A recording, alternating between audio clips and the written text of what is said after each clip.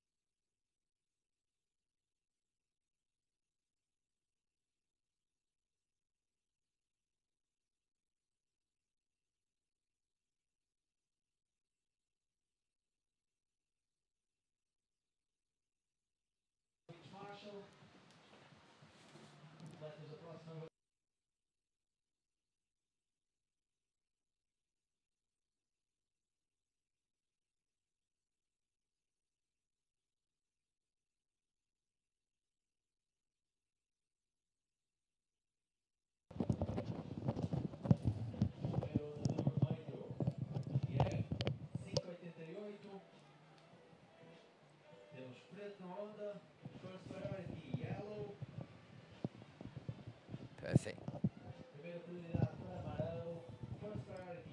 Cool. Yep. All right. Well, welcome along, folks. Terry McKenna just jumping in to look after stuff for Manny Vargas and joined in the commentary booth by none other than Mike Stewart. G'day, Mike. How are you? All right. That's the way. Mate, what a good little scene it is down here today. A bit of sunshine, a few waves around, and things are looking pretty nice, mate, with an increase in swell.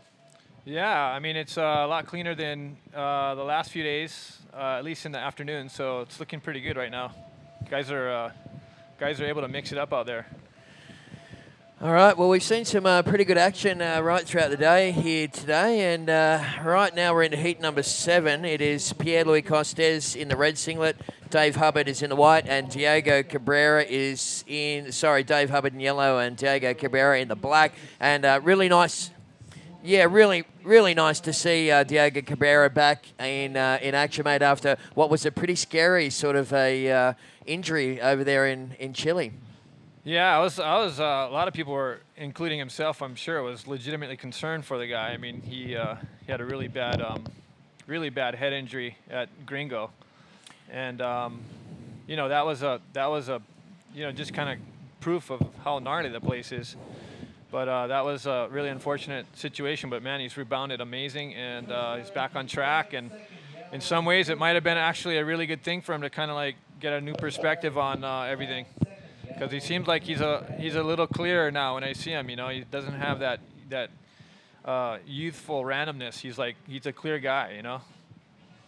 So yeah, I don't know. Maybe it was actually a positive thing for him. You know, well, I've said that time and time again, Mike. I reckon that sometimes it takes you know, a little time out of the water and an injury to make people you know, really appreciate what it's like to be normal. And you know, I saw Diego a little earlier on, and he said to me, "I'm back. I'm feeling strong. I'm feeling clean and healthy." And you know, it's pretty cool. So yeah, very happy to see him back. I've been riding Dave Hub through the lip roll. That was pretty sick. Oh, it looks like Black's up and riding as well. Diego, nice. Whoa. Nice big roll. Nice big roll. You know, he came up with a lot of speed in that thing and just vaulted. Yeah, you know, it's hard if you don't project out enough. You get stuck behind the V, which is the part where the wave explodes, and it's hard to sometimes negotiate through that. You know, Dave kind of ran into that. Now, Dave's been surfing Mexico for like the last month straight, just you know, practicing down there with his brother and Jared. So I'm sure the level down there was pretty nuts for the last couple months, and it was supposed to be some pretty big surf. So hopefully that surf will hold, and we'll get that in the next event coming up. Yeah, very good stuff. Well, welcome along, folks. And Terry McKenna here, just filling in for Manny Vargas, along with Mike Stewart. And well, it's you know, it's always a good, fun stop down when you come here through Sintra, mate, into a European summer. I mean, it's you know, it's a bit of a break away from all the extreme contest venues that we normally have on the tour, but it adds another dimension to the whole tour, and it's pretty important. We were talking the other day about how, you know, kids can really relate to seeing all the best guys in the world on beach breaks, and you know, it's pretty nice. But it's got the festival atmosphere, and there's so many other layers to Sintra than just the waves. But we are really lucky to get this swell that's coincided with this contest. And here's the replay. Diego up and riding, boosting through that. He got good outward projection, and he kind of punch lipped on his way out, and just made sure he was visible there at the end. Kind of quick hop up and then out. But that was a nice through the lip roll by Diego. Yeah, that was very critical stuff there from Diego Cabrera, and he's looking pretty good at the moment. Pierre-Louis Costes, our current world champion, is in the red singlet. Pierre's opened up with a 5.88, and Dave Hubbard had a bit of a slow start to this one with a 2.5 and a 1.63, but, you know, you always got to watch Dave Hubbard. He's such a good competitor, isn't he? He's a good competitor, and he's got X factor, just like his brother. Maybe even more so. Like, the stuff that he does is just unconventional, and you never know what's going to happen, and he makes it he's one of the more exciting riders to watch, in my opinion. He's always doing some, you know, either funky stuff, funny stuff, or radical stuff. Right, yeah. Well, we're here in Portugal at the moment, and next stop down, of course, for the Grand Slam Series is going to be down there in Puerto Escondido in Mexico. Mike, are you going to be heading down there, mate? Yeah, for sure. I think it's a well-anticipated event. Super stoked, and I just want to say thanks to everyone for the support to making it happen. It was really touch and go there for a bit. But yes, thank you to all the supporters of the Save Porto campaign, and yeah, we made it happen collectively, which speaks volumes about our sport, and super stoked, you know, that we got it going. Sure, the riders are elated because you know, we don't always get those kinds of ways. Pierre kind of looking there, quick in and out. He just lost priority on that, I'm sure, but we'll see. Maybe, maybe not. I don't know. Maybe he didn't paddle, but it kind of looked like he had momentum. Okay, well, while we're waiting for a couple of waves to come through, we're going to throw down to Natasha Sagadi. She's down there with the winner of the previous heat, Andrew Lester. Take it away, Natasha. Tessa, and it seems like this guy is getting so used to get first on his heats, right? But it's a good thing to get comfortable with. Yeah, well, you're never comfortable with it, but it's good to get it first. Yeah, yeah, it's good. I'm enjoying it. How were the conditions compared to to yesterday? Today's conditions are. I think it's more difficult today. There's a lot more water moving, so it's just constantly paddling and. Yeah, it's pretty tough today. Actually, it was a tough one. I feel like I've been surfing for an hour or two, not just 30 minutes. It's hard work. It was heavy. It is heavy, and having that kind of mix in a heat with a new generation from Australia like Sam Bennett, and then an iconic, like a legend from Portugal, that it's Gonzalo Faria. This guy's been competing in this event since the beginning of this event. So it's a little bit of more pressure, or you just put your mind in like, I'm going to do this no matter who is at my side? Yeah, it's always tough. You know, getting to this round, it's always going to be tough, whoever you surf against. You know, Sam's one of the best coming through in Australia, and then Gonzalo, like you said, he's been here from day one. So I knew the competitors are really tough, but with this event, I'm just trying to concentrate on myself and my own surfing. It kind of sounds a bit cliche, but it's just if I'm surfing well, then I'm confident I'll get results. So yeah, I'm just trying to keep my rhythm going, and it was kind of good. I got to commentate beforehand, so I had a bit of an idea of what waves were going to score well, so I just tried to stick to that game plan, and it worked. Perfect. He has a good recipe, that's for sure. And in these conditions, are your fins working well or what? Yeah. Lucky I got the freedom fins, because otherwise I would have struggled a bit more. But Heavy, yeah? yeah. No, they've been. Yeah, I'm really happy with how the fins are going, and the company as a whole, it's been going really well. So yeah, it's taken a bit of my focus away from the surfing, but it's good being over here now to just be able to concentrate on my surfing, and yeah, and it's working at the moment. It's good. So we wish you the best of luck in all your, your successful, projects, bodyboarding and everything that it's involved with it. And good luck for the next heats. Thank you. And can I just have a quick shout out to a couple of my friends back home, Williams and Chucky and Alex Len and Ben Hall, and the guys at Turbo, legends. Thanks. You. You. Let's go back to you, Tessa. Okay, thank you very much. That is Natasha Segadia doing such a fantastic job. She's a great little personality, isn't she, Natasha? And yeah, great to see Andrew Lester also back on the on the world stage. Always one of my favourite competitors, and such a competitive machine. While we were talking to those guys, we had some waves ridden, mate. Dave went for a flip here, and didn't get a ton of projection, but pulled the move off regardless. It was still a pretty good move for that section. Yesterday it was, as the tide got higher, it got fatter, which means more, less hollow, and I found it incredibly challenging yesterday. And it looks like it might, oh, here we go. Here's red up. This is Pierre in the bowl, nice in the barrel, nice extension with this roll, right back on the face. So he's going to try up, and it just kind of doesn't really cooperate for that next section. But that was a pretty good in the barrel to the roll. All right, well, there's a little shot of the beach here at Praia Grande. And, yeah, after all those waves locked into the screen, Pierre-Louis Costes actually moved into the lead. Dave Hubbard sitting in second. And now it's Diego Cabrera holding on to one good score, a 6.43, but his second wave, a half a point ride. He needs to get rid of that thing. He only needs about a 1.2 to go to second, so very close, mate. Yeah, so he's got the highest score of the heat, a 6.43, and the next closest one is Pierre with a 5.88. So really, he's playing this heat pretty well. Like, he's got 12 minutes left, and he's got a lot of time to ferret out another good wave, and he only needs a relatively medium score, I guess, to advance here. So he's probably in a good place right now. I'm not sure what the priority is, but yeah, he looks like he's pretty good. Even though he's third, I mean, that's how these things go. It's a seesaw battle. That's right. What are your thoughts on three-man heats, Mike? Do you like them? Or I haven't surfed a lot of them, honestly. Relatively maybe to other people I have, but in proportion to all the types of heats I've surfed, I haven't surfed a lot of them. I like them because, the chances of getting through are higher. So, you don't, out of the three guys, you only got to beat one of them. And where in a four-man heat, you got to kind of beat two guys. Yeah, but I guess with that also, in the same breath, it comes a bit more pressure. You don't want to be that one guy that misses that's out. True. He goes dub on this one. This looks like a better line. wave. He's got a good line here. Nice. Boost with pretty good air off that section there. And then... Yeah, he made that pretty clean, and out the back, Pierre tried to take off, but he didn't. He kind of like started and didn't.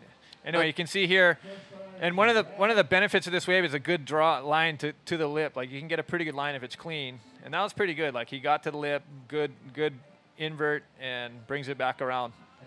Yeah, great major move there from Dave Hubbard, who was looking for about a 5.34 to move into the lead, and I'm pretty sure that he might have got it on that wave, mate. Yeah, I would There we go. It's a 7.75, and that's a worthy Yeah. score from the judges. So situation change. It's now Dave Hubbard, as you can see on screen, sitting in first spot, looking to replace a 5.13 as his second best score. We got Pierre sitting in second place in red, needing a 7.01 to take the lead, and now Cabrera with a little work to do, 4.03 to go to second. But great heat, and here goes Pierre here on comes this one. Pierre. You can kind of, a little bit of bump. You can, gosh, you know, that was kind of plaguing me yesterday out there. You got kind of this cross chop coming down the face, and really hard to get a good line and get your speed up because you keep hitting these chops.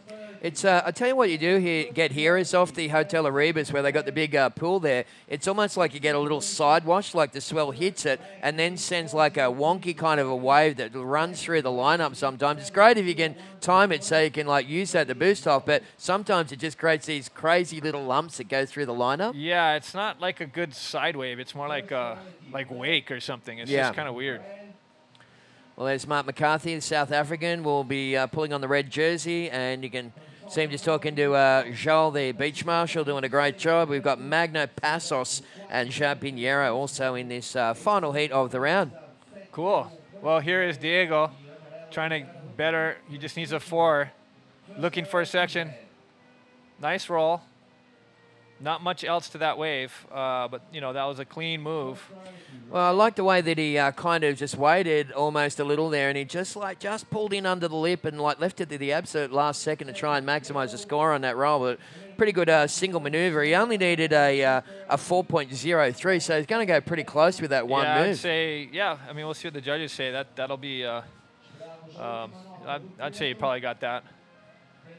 Well, there's the Brazilian Magno Passos also just checking in and looking to try and get through. Back to the three-man heats, Mike. I reckon one thing that I do like about three-man heats as an observer for a long time of surfing is that sets normally come through in groups of 3. And when you have three-man heats, most people tend to get a wave. Everyone gets a wave out of the set. When you got 4-man heats, guaranteed that one guy's always going to be left out there sitting in the lineup. Yeah, it kind of just depends on the spot, you know, about how many sets are in the or how many waves are in the set. But yeah, I mean that's an interesting point. I didn't really think of that, but that's probably accurate. Like you'd have a greater chance of getting a wave out of a set with less people in it. Yeah, sure. it's always non-stop action in three-man heats and a little less hassling just from my point of view. But well, Dave Hubbard. He's trying to get rid of that 5.3. There he is on screen in the yellow singlet at the moment. Diego Cabrera has moved up into second, and it's the current world. 5.8, yeah, 5.18. So that was enough. He needed only just over a 4-point average to get up into second. He's done that, and now the pressure is on the current world champion Pierre-Louis Costes with a 5.74 to go back to second. Well, we are talking about Pierre. He's the world champ. I mean, that's not going to be hard. And here he goes. Oh. Man, it is tricky out there, you know, when you watch these guys take off and you think, God, why didn't they hit that? Or why didn't they do this or that? It's like, man, those waves are tricky. They're super tricky. Like they come in and sometimes they'll get hollow, sometimes they'll go fat, and you just have to try to get some speed up and hope that the section works for you. Well, I was talking to Jared Houston yesterday. Jared was saying to me that quite often you don't know what the wave's going to do until you're already into it. So there's no kind of trying to sum the wave up, you know, before you paddle into it. He said it's not until you get onto it that you realise here's what it's going to offer. Yeah, that's accurate. I noticed that. I was kind of got caught by that. I was looking for waves out the back, and I just couldn't find anything. All right, well, it's a pretty tight heat, this one. Dave Hubbard ahead of Diego Cabrera and Pierre-Louis Costes in third place. We're going to be back with more action from the Sintra Portugal Pro right after this break.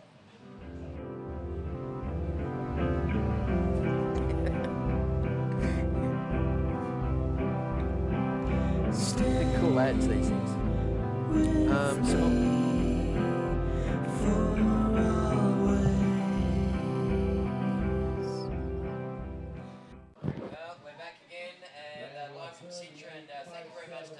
Who have been just really supportive of this contest for a long time now. They're, you know, their green and yellow colours always line the beach down here, and they make it look pretty cool to sit in the back of a cattle truck with a couple of sheep.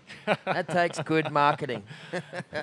That's kind of like the vibe nowadays with the ads. Everyone's going back to country. Yeah, it's classic. It's all good. Yeah, it's too Well, good. Pierre got a quick in and out, and gosh, out of the last 4 waves, he hasn't got more than a 1.13. So, man, you can kind of tell it must be challenging for that guy not to be boosting because, God, that guy can flip and move off of anything. Well, there's Alexandre Reina and some of the Portuguese locals enjoying the Sintra Pro. It's a great week down here in Praia Grande. I have noticed the crowds have been down just a little on average. I mean, just Europe is really feeling the pinch of the financial crisis. Pierre looking again, up yeah, and out. So it's you know haven't had the same sort of crowds as we have last year. And I was up there at the Hotel Erebus the other day, and they said they're at about 50% occupancy. And mate, only a couple of years ago, you had to actually book a year or two in advance to stay at that joint. So yeah, it's you can tell that there's you know, Europe is feeling the crunch right now. It's interesting for me to be traveling around the world and just seeing how impactful this economic crisis is on all the different cultures. You know, places like Brazil actually seem to be going up. You know, yeah. I guess you know, they're almost immune to it. You know. Well, I think you know, he goes Pierre now. Okay, this could line up for him. All right, he's got a good line, good section, nice invert. Flicks the board back. That's, I'm sure, going to give him the score that he needs. He only needed a 5.74. Yeah, well, and, great little. that was a nice. Great little battle. Look at this replay, Mike. Yep, so you can kind of see him bottom turning, looking. Is it going to be this section? This section? Okay, right here. Boom, hit it. Nice. Flicks its board, inverts it, gets his leg out. I mean, that was pretty good. Yeah, that was a bossy little invert, wasn't it? He just really punched through that one and Yeah. had total control all the way through. So you could kind of see that he was pretty. When he hit that thing, he kind of hit it with a little anger, you know. yeah, Smashed this thing. That's what I thought. Bossy was probably a good Bossy's a verb good to word. use on that. Alrighty, well, we're going to wait for that score for Pierre-Louis Costes. And, well, prior to that wave, Pierre was in third. We may even see the score come through while that graphic's on screen. Maybe not, though. There's just a slight lag here with the scoring system and the webcast. There's a 10-second sort of delay between the two of them.